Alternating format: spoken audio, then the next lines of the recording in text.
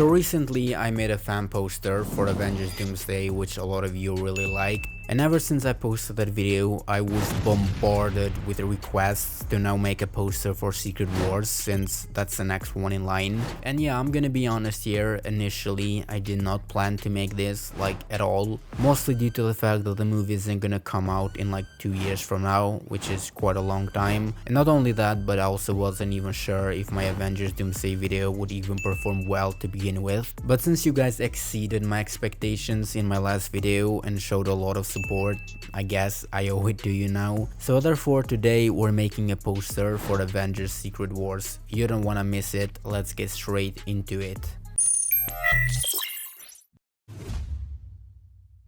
First things first, I actually had to do a bit of research behind what Secret Wars was all about, since before this I actually had no idea. So after asking ChatGPT after doing some research, I learned the basic premise behind it and consider myself all ready to proceed with the next step. And yeah, you're probably wondering what all this has to do with the actual poster. And well, you can't really make a poster for something that you don't even know what's it about, so yeah.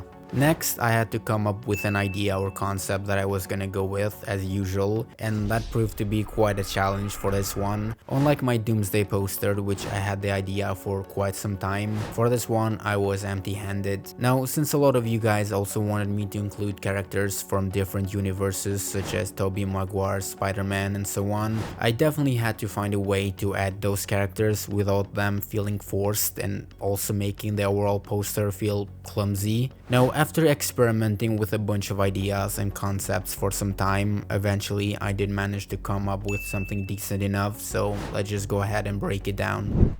First off, we're gonna have the title of the movie, obviously, and then in the bottom we're gonna have some sort of foreground which is supposed to represent the battle world, and standing on that foreground will be a lot of characters from different universes such as Tobey Maguire Spider-Man, Andrew Garfield Spider-Man and so on. Moving on, in the middle of the poster, there's gonna be most of the main characters in a sort of diagonal composition, and behind these characters there's also gonna be two Earths colliding, which for a lot of you who read comics you might already know what this is, but if you don't, it's supposed to represent an incursion. And finally, at the top of the poster there's gonna be a glimpse of Doctor Doom, just very vaguely with his mask on, to kind of contrast my Doomsday poster, which he was without the mask. And well, that's the whole concept. So now let's get to the part that you've been waiting for, the editing.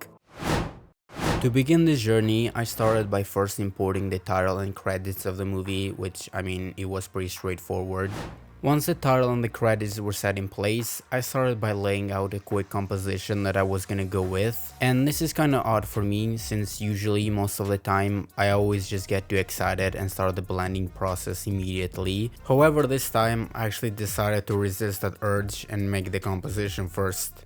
This too was pretty straightforward, and since I already had most of the characters from my Doomsday poster ready to use, I decided to use most of them again, since those were already the best images I could find, and I just saw no point in trying to look further for some new better images. Besides, this poster is gonna be drastically different from my Doomsday poster, so I don't even think it really matters that much. Also, one of the big things that I did here was adding the black suit Spider-Man in this poster, since he literally makes his first appearance in the original Secret Wars storyline. And since we already had this high quality and epic image of Tom Holland on his symbiote suit, I just knew I had to add him, and I did not hesitate to make him as big as I could. After some trial and error, eventually I came up with something like this, which I was pretty happy with. Of course, later on I would add even more characters, but for now this was a good start, and well, from then on it was into the blending as usual. I first started with the foreground, which added some bright fog behind and then made everything quite a lot darker. I even darkened the bottom part of the poster so that the logo stands out more. Some orange highlights on the ground were also must, and well, that's what I started doing. The same process I did with the other Battleworld characters, and finally, to finish it all off, I also added some bright glow behind these characters, and that immediately made everything like 10 times better. Then I realized I needed to work some more on this explosion or collision behind the main characters, and well, that's what I started doing. For now, I just added some glow, which would also serve as the main light source for these characters, so I can add highlights later. I also added some blue glow around the two earths, and yeah, so far we were off to a good start. Once that was complete, I then decided it was finally time to blend all these characters. And do you know what they call that? Yep, that's right, torture. Like last time, I started by making all of these characters a bit darker, which I also boosted their contrast, and then it was into shadows and highlights as usual. This time, however, the blending wasn't as much of a hassle as it was with my Doomsday poster, since it didn't really take as much effort to blend all these characters, surprisingly enough. The only downside to this was that since we had much more characters compared to my previous Doomsday poster, this just meant that this was gonna take forever. Now, I also forgot to mention this on my Doomsday video, but what I realized upon analyzing the last two Avengers posters is that each poster had a color scheme that matched that of its logo. So for example, Infinity War had a golden logo, which is why they also went with an orange color scheme for the poster. Same thing with Endgame, it had a purple logo, therefore the color scheme for the poster was also purple. And this is important because this is also the reason why I went with the green color for my Avengers Doomsday poster and why I'm going with an orange color for this one.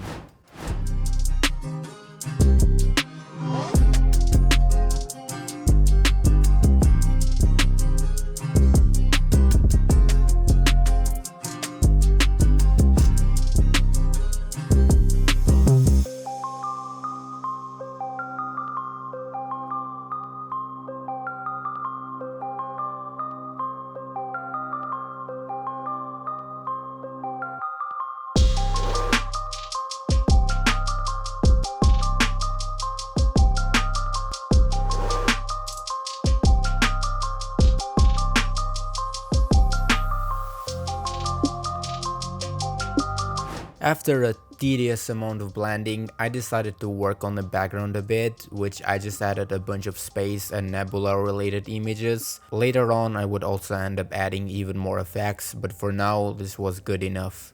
It was also at this time where I decided to pick a dark blue color for the background, since before this I actually tried a few times to use an orange color to match the color of its logo, as I said earlier, but that never really worked out as I expected or even looked nice enough, and that was until I tried a dark blue color and that immediately fixed the issue.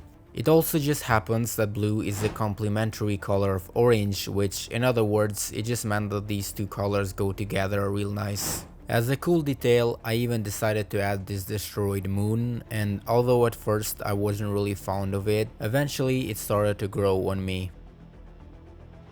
Now this is also where a cool idea came to my mind. I decided to add some hills in the background behind the Battleworld characters while also adding some cool elements far away like Doctor Doom's castle, Avengers Tower and Fantastic Four's tower. This was all meant to be as a sort of Easter egg to Battleworld, since Battleworld is literally created from different patches of different realities, and I just thought this was probably the best way to represent that. And not only that, but it also adds for a really nice and cool detail. Speaking of detail, I also decided to add some meteorites and debris around the poster to kind of give the feeling that these two Earths are actually colliding and not just phasing through one another, and yeah, this really made the poster 10 times better.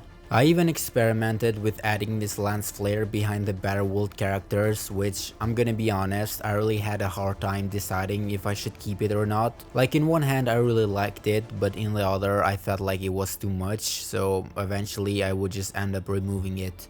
At this point I also came to realize that a movie as big and as massive as Secret Wars is definitely gonna need much more characters in this poster, and well, with that on my mind, I started adding a lot more characters. As for the blending, it was basically the same process as before, however this time I actually tried using Benny's second method of adding highlights, which for a lot of you non-guru Photoshop viewers, it just meant using an exposure adjustment layer instead of what I've been using up until now, a hue and saturation layer. Now I know you might be asking why I haven't been using this method until now, and to be fair, I don't even know myself. I was always pretty satisfied with the old method, so I just saw no point in trying the new one. And And that was until now, where I kinda just tried to use the new method as a sort of experiment, and well, I immediately saw the difference. This new method, however, definitely required much more patience since it was quite time consuming, but at least in the end it was worth it and had much more realistic and accurate results compared to my old method.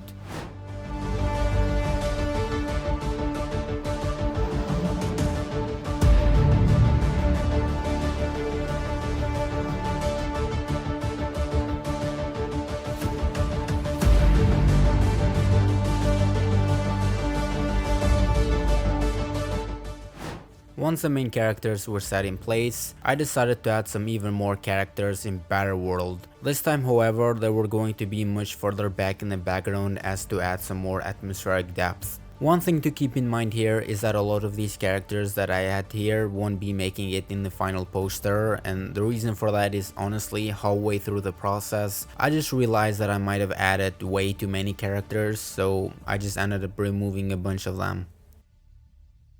Now, I don't know if this is important to address or not, but I also add a Star-Lord here since in the 2015 Secret Wars run he does have a big role in it, so I just thought let's add him here too.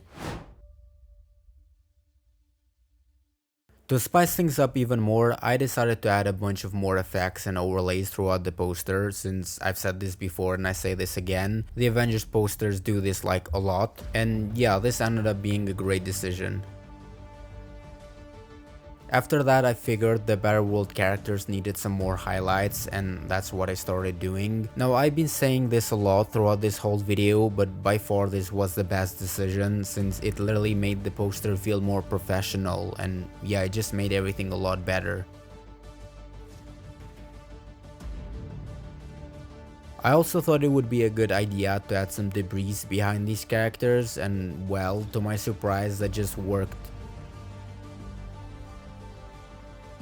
Finally, I also added some lighting effects on Thor's hammer, and from here on it was pretty much just adding the finer little touches and effects. Lastly, I also added the camera raw filter, and well, here I present to you my own opinion. Don't get me wrong, the Doomsday poster is good on its own way, but this one just feels more epic. Has way more characters and effects, and I don't know if it's just the concept that's way better compared to my Doomsday poster, or is it the new method of adding highlights that I've used here, but either way, I think the Secret Wars poster takes the edge here. Now, as a poster on its own, I'm really happy with it, and I think it's definitely one of my best posters that I've done yet. But anyway, I'm curious to hear what you guys think, which one do you like more and why? Also, how does this poster stand out against the other Avengers posters? Again, like last video, I will let you judge for yourself. But anyway, with all that being said, I guess that wraps this video for today. If you guys have enjoyed it, make sure to leave a like, share, comment, and subscribe. And I guess I'll see you in the next one.